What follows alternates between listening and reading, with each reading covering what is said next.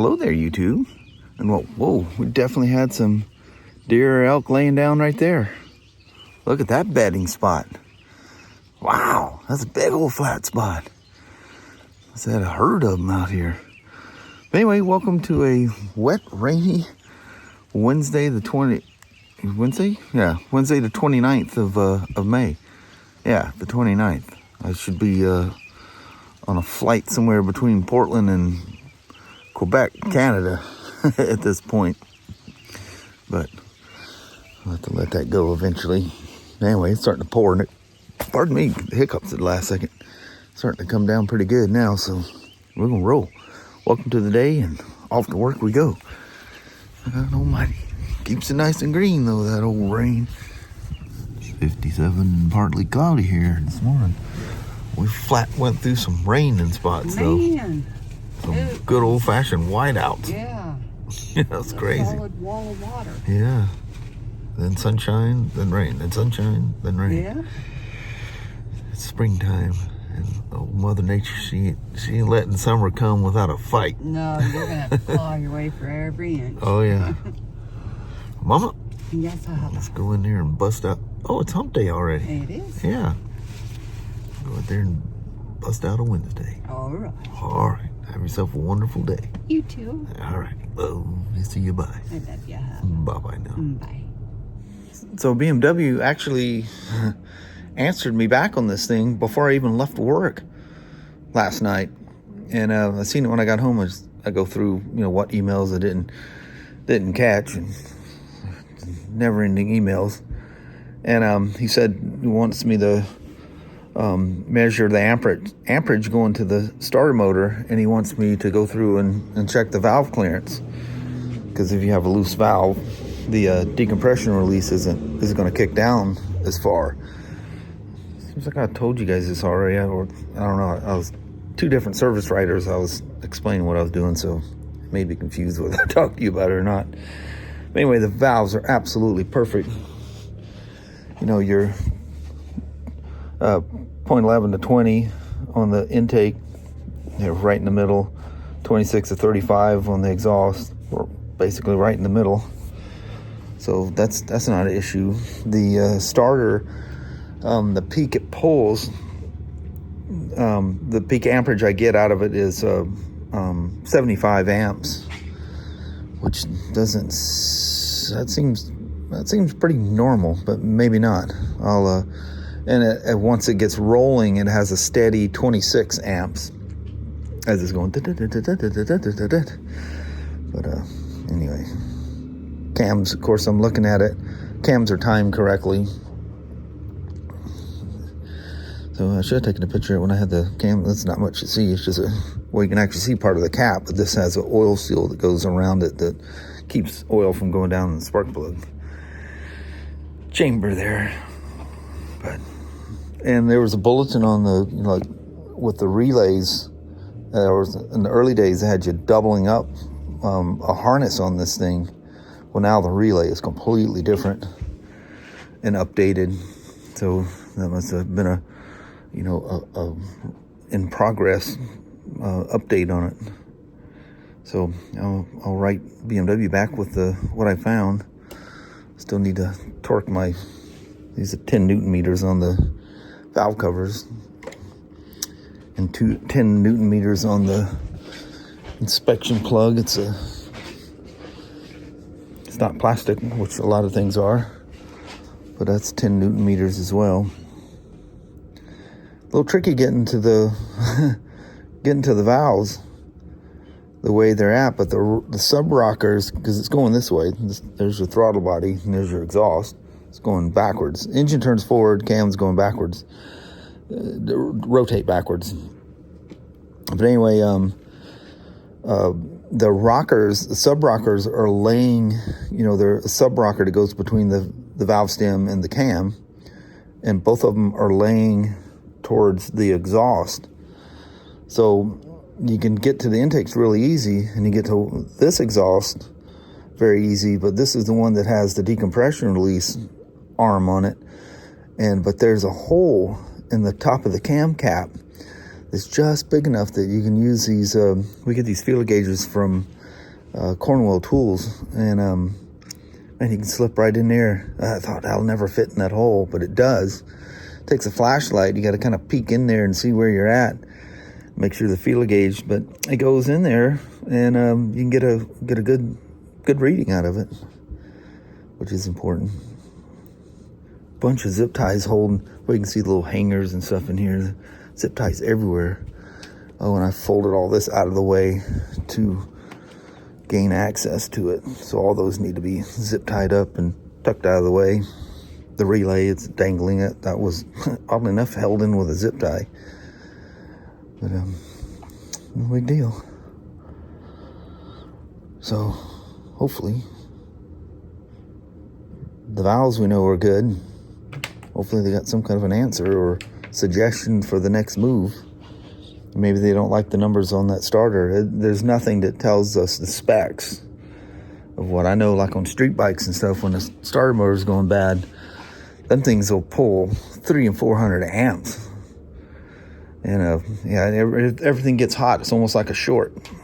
But they'll turn the motor over. But I did see some Puma stuff from the early days where there were some starter issues and even a starter clutch thing. It was so rare it wasn't a bulletin. It was like a TST, a technical service tip. It just happened so little, but they'll put that information out in case you come across one of those. But nothing that ever made it to be a bulletin. It was so rare. But when they happen, it's nice. It's nice that they put that information out there. BRP does that as well. They have a whole section of TSTs. BMW calls it Puma, although Puma is not used anymore, so it's under a different area. Remember, I was talking to you guys many hours ago, well over 24 hours ago, on this update. She's technically not even halfway done yet. And we just have all these being, except for the R12, everything else all needs to be hooked up to their computer. And customers waiting. And it's really important on the S1000RRs, because the first services on these is where you disarm the 8,000 RPM rev limiter on them. And the guys that have these, I want to feel my bike when it goes all the way up. Man, crazy. That computer. Oh. I don't know why. Probably because it's been raining off and on, although it's sunshine out there at the moment. Anyway, that's what I've been tinkering with. And this doesn't have a license plate on it because it's just a school bike. It's not registered. So when they're done with it this year, it'll all be cleaned up, gone through, and go up for sale at a good discount. Flash! Made it home. So it's about time I dig out my Garmin. Oh, clamp system. Man, that makes a lot of noise. My phone mount and my Garmin mount for the Road King, like I had last year. Need to find it's a white cord because it has the MagSafe charger inside there. That's why I wrapped it. But you can see the wrapping started coming apart on it. It's got some of that, wire wrap stuff. It's actually for RC cars, and I don't know how I ended up coming unhinged like it did, but that's all right. You're just going to see that part going down the road anyway. And the Garmin, good to have. I've got one of the inReach things, so I can send messages and everything else, via satellite. Plus, if you get somewhere where you don't have coverage, which phones are really good about caching. If you have something set up, they kind of cache the route. It's not as bad as it used to be. Remember, if you lost service, you lost everything, but it's not the case no more. Put it on the old Roadie Road King out here. Let me take them soft lowers off. I'll probably carry them with me, just for rainy day or whatever, because that does help keep a bunch of stuff off of you. And if you get in a cold, you never know. Definitely got left in the summer and ended up in some very cold weather, so never completely assume that everything's going to go perfect. My little charge thing there, it's been hanging out there since last year. 13.3, that's what the Optimate has her sitting there humming at. Plug those things in, get the ignition unlocked here, and move everything around. Good old Mustang. That's crazy comfort though. That's a big old seat. That's a huge seat. But man, it's so comfortable. It's just crazy. It's just one of those you just don't get tired on. I mean, eventually you're sitting in long enough, you're ready to get off anyway. I mean, you do that even in a comfortable car. Eventually, you want to get off. But anyway, let me grab my stuff here and tinker with it. I don't remember where I had everything set, so it'll just be kind of a start over here. I mean, I know it went on the bars, but the bars are 5 degrees back further than what they were as well. And that felt really good, the way, you know, my hands line up with the bars. Just a small difference. Actually, you figure 5 degrees over the distance here, that's actually quite a bit. Same with Kelly's. Yeah, I like how you can see the stainless of Harley's bars. Mine is the same way, but I can just see it better over here. How it has just a slight little tinge of like gold to it. Cool stuff. All right. I have to do a little tweaking here and there, because it did kind of change everything with the bars being back. The angle of everything. It'll be pretty much that's kind of view going down the road. Be handy to get to everything. This, you know, do whatever with that. But the nice thing is, you know, to keep the thing nice and charged, this is just a cover that you pop that out and it pops into there and it opens the port. And of course, the MagSafe is sitting inside here and it just charges the phone. And they're on the, you know, RAM ball mount thing, so, you know, everything is loose and wobbly. Well, not loose, but it, you know, it takes up the shock. You be careful. There's certain things that mount your phone so rigid on there it can take out the image stabilizer in your phone and wipe it out. I like the nice rubbery little cushions they have inside there that just hold on to your phone. And then you got that little rubber strap that you can pull across the top and lock it down. Just a hook up there. I don't foresee going down any crazy roads like that, but one never knows. But I'm sure there'll be some tweaking and adjustment along the way. Would think I would probably be the Road King this year for sure, because like my bags and stuff only fit the old.